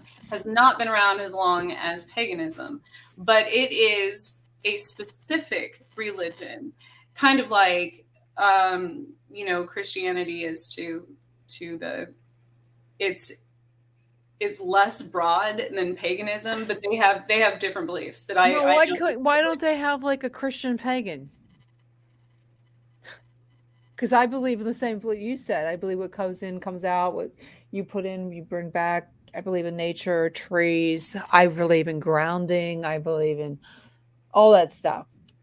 And why don't they have like why do you have to be a non-Christian to be a pagan? Good question. You I know don't what I'm think saying? I don't think I don't think that's necessarily true. You can be whatever you want. I mean, Yeah, I'm just wondering because I have the same beliefs of that. So right. I'm a what's that? Oh, I used to And think I many was a pagans Trojan. believe Is it that. Trojan? Is that what they're called? When they worship trees. I used to love to hug my tree. There's a name for it. Don't Tree be- hugger. Tree hugger. Trojan. Oh, come on. Trish, you know what I'm talking about. I do. I can't think of the word. I know, I I have can't. no idea. An arbanist. No. No, that's somebody that No? cuts them down. An I arborist. had a I thought nervous they grew. breakdown when they had to cut down my tree. So Okay. I believe, since I have attended so many different, studied so many different religions and attended so many different churches and things like that. What is it called when you believe that all peaceful religions have some substance to them?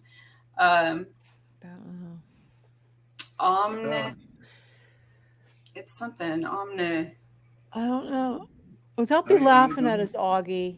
I know where you are. Oh, you know what, Augie? You're dumb, dude. You're No, going I in the know cellar what I want to say. with Like Jason. you, I've had. I mean, I was non-denominational. It's Christian. But isn't church. it Christianity and paganism? They don't go hand in hand because the pagans worship more nature, and Christians believe that you can't have an idol, even nature, over God. Well, doesn't that make sense? Paganism. There's like Mother Earth, Gaia, and a father figure as far as like God. So, and that's the duality of things. And so, okay, so you can't say okay. Was because everything has a duality on our Earth. Everything, you have the northern and southern hemispheres. You have the sky and the earth. You have just even going back to the angels versus demons thing. That's a duality. That's people's two personas for that matter. Good versus bad. Evil versus. And so that's part of the whole as above, so below, where you have Mother Earth, Gaia, and God. So, and Wiccans' motto is "Do no harm." What I found out through a friend of mine who studied mythology. Do you know how the devil got the horns in the picture? How? Well, the Christians back when they were dealing with the pagans over there, you heard of Pan, right? Half man, half animal, right? Well, the Christians drew horns on Pan, and they said this is the devil, and that's how the devil got his picture with horns on. Don't get quiet, everybody. Start talking. I mean, I don't know, seriously. But I think you should work on getting your headset fixed because you're you're staticky. Your microphone's been like sounding just interference all night. Yeah, we figured out it was you because we took you off and then put you back on a couple times. How could my mic be so bad? It happens. It's gremlins. Sometimes mine does that. Sometimes you just have to reconnect it. Sometimes that, or like if the grounding's bad, the plug, like the outlet you're plugged into, it's just so much stuff. You like my microphone will do it once in a while. Yeah. I sleep with a grounding mat. Don't make fun of me. My phone is possessed. That's the way I look at it. No, your phone isn't possessed. Well, then don't look at it. Any investigations coming up, guys? The 16th of October. What's that? It's just a client's house. I Does went over gremlins? there back. No. That's a crazy place. It is haunted. When I went over through the walkthrough back in July, we were in their dining room area, and they had the one light on in the living room on, and it just automatically shut off. But the lady don't want them gone. She just wants to know. No. She just wants to know who they are. What happened was her nephew was on a ladder, and the ladder was pushed while he was on the ladder. Yeah. And so why doesn't she want them gone? I mean, if someone tried to hurt my family. Well, I don't know. We'll discuss that on the 16th. And down to 22nd. Well, how many steps are on the 23rd. ladder, though? Yeah, that could be something that could be debunked and not be something to do with Oh this. yeah, absolutely. But when that light went off in that living room, that's a different story. Yeah, so that makes it a good legit one. Yeah. But the 22nd and 23rd, we're That'll going be to be fun. down in Uniontown. At Uniontown is having their ghost walk. Oh, that'll be fun. Yeah, so if anybody's looking to great. have like a quick 15-minute ghost hunt, we'll be taking groups through one of the restaurants down there. DeMarco's. Yeah. DeMarco's Beach Roast. Excellent food. Excellent. Yes, excellent. That's And then on the fun. 23rd, though, before I go down there, I'm doing a speaking engagement. Oh, you are? Where is this at? Down on the south side. It's I don't down know there. the name of the place. They just moved out there. Wow, you're really getting up there, Sean. Pants and that. This happens every year. Every year, I just get busy. Oh, those demons want you. Yeah, Oh, every October God. It's spooky season because everybody gets all into the paranormal. Yeah, I and wish like, we had one up here to everything's do. haunted. Oh, I don't have anything. Well, it is true. I mean, I'm sure there's more sightings and like proof during this time of year. So it makes sense. Because not just because of Halloween, but because of the time of the year. But Trish, it's funny because me and Jason, we ghost hunt, right? When we go out there. And even though they do say that the veil is really, really thin around October, I mean, why could it not be really thin all year round? Because there's a lot of... Because it goes back to Christianity, Sean. No, I'm being honest with you. I don't look what happened understand at Blair House in February. Well, that's because you guys were there and they wanted to agitate you. Trish. That was fun. I was looking at our old videos. I liked watching you guys. That was fun. Well, what do you think, Trish? That the veil could be white or thinned out all year round? I think I've thought about this numerous times because I've noticed patterns in different times of year, not just this time of year. There's other times of year with the different seasons. And I think that might deal with location as well. Everything is on maybe what parallel you're on, or as far as that goes, because that has a lot to do. If you study any of the statistics, obviously, as investigators, you all know that certain locations, regardless of what time of year it is, have more occurrences of accidents or ghost sightings or whatever throughout history. So I think that has a lot to do with it as well. Okay, that's cool. Thank you for that. But I'm all excited. I like. There's also things like where I live is very. There's a lot in my specific area. There's a lot of occurrences, but we're also near water. We're near tons of train tracks active. They go through here all the time, and power grids, and all of those things have a lot of energy. So that would make the occurrence here pretty much year round, opposed to somewhere out in the middle of nowhere that doesn't have those things. That's cool. Good. That's cool. For the final moments of our show, I just want to reach out to Jason and tell him that I think he's an amazing musician. I listened to some of his work. Oh, geez. If it wasn't night vision over here, you'd see me blush. I was just listening to your wow. I just think you should be out performing. If you guys have a chance, look up his you're gonna have to put a link on in the can you put stuff in the chat? No. It doesn't. He has tell us about your little business that you have. Oh, it's on Reverb Nation Studio RTA 37, where I post stuff I write or songs the bands I was in we recorded and wrote, and just trying to share stuff, get music out there. It's nothing crazy, just doing what we express and do the best of our ability. Can you give us a sample on do you have any recordings that you could put up to the mic of what you've Oh done? no.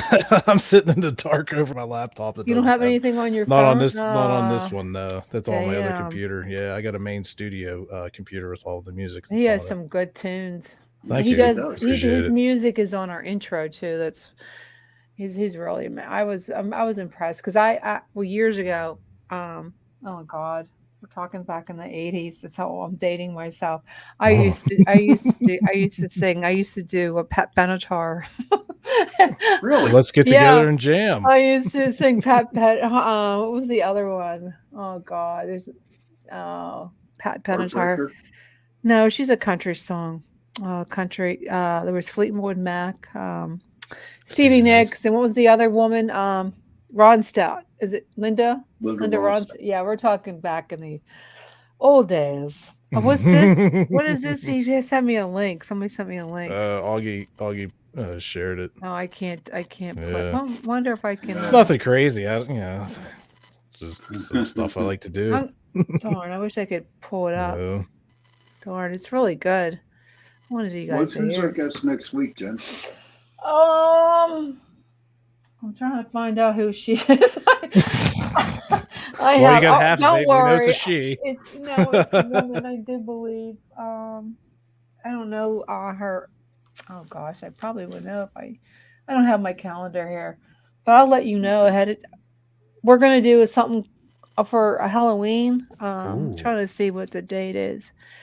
There's also going to be a Halloween party on the 31st. Yes. Oh yeah. We're going to join in, and for our show is going to be our Halloween show is the 26th. We're going to get some psychics. We're going to dress up. Sorry guys, you guys dress up. I can't be the only one that's going to dress up. I can be Jason. You can wear. You know what? I'm going to dress up as a psychic. This is it, Reagan. Pat, you don't need to dress up. You can take the mask off anytime now. Do you know what time? You're just jealous, Jason. That's all. You know it. You know it. You're jealous. Damn straight, brother. When I grow up, I want to be just like you. I hope so. You got the whole world, buddy. You couldn't handle this. What's on your shirt? Is that like an Hawaiian shirt or something? Yeah, the pineapples. Pineapples. Yeah. There's pineapple. Yeah, the pineapple express over here. What's on your show tonight? Into the Dark, Shallon. You know what? I'm going to ask Joe if he can come on and talk about UFOs. Yes. No, but that'll be fun. You know, Joe is probably an ET himself. One day I would like Trish. One day I'd like to get you on my show after this show, and talk about more on what you study. You know, and I would like my listeners, who are these listeners, learn more about what you study, what you believe, and how to get it. We'll be on for about 48, 49 minutes, but that's about it. But I'd like to have you on the show one day. Not 58 or 47? No. Not 55? No. See, we don't have to hurry to get off because Sean's off. Yeah. My person. We're going to eat up your minutes, Sean. Please do. Please do. Please do. We should just have But Sean. are you okay with that, Trish? You okay with that? Yeah, definitely. I should actually sometime video me going down one of these rabbit holes sometime, because I go to different locations. You should. And then that'll lead to something else, and that'll lead to something else. And it's mind blowing to people, especially, you know, friends and people around me, because they're like, how did all of this lead to that from there you go. something you saw? And then it ends up bringing together a bunch of history as well as solid facts almost about different locations and things that have happened, and even murders, things that I had no prior no knowledge of. And it's really interesting how I don't know very many psychics who work the same way as I do. I mean, maybe there's someone out there. Do you work with the police? Not locally. A lot when that first started happening to me, there were spirits that were contacting me from other locations, you know, halfway across the world, or in another state, or I would have a dream about it in another state and things like that. So I would contact the person. It would be somebody that was in a group completely unrelated on Facebook or something. And I would see a picture that would trigger something. You know, a lot of psychics can read pictures and things like that. And then I would ask them a question about that. And that would lead to a spirit that's been bothering them. And then that would lead to a murder case. And that, you know, so they would have to coordinate the actions from where they were at. But that spirit was contacting me through them. We're going to have to talk about that next. Yeah. So we're going to say Now, goodbye. when I'm on location, it's even more, you know, the messages I get are so much clearer, obviously, because I can read the energy of that location and what's happened in that specific area, opposed to having to kind of put together the puzzle pieces, asking somebody, you know, halfway across the United States, and them saying, well, this is, you know, it's funny you should mention that because this happened in my house or on my property or whatever. So, well, we'll have to bring that. We'll have to talk about that next. Yeah.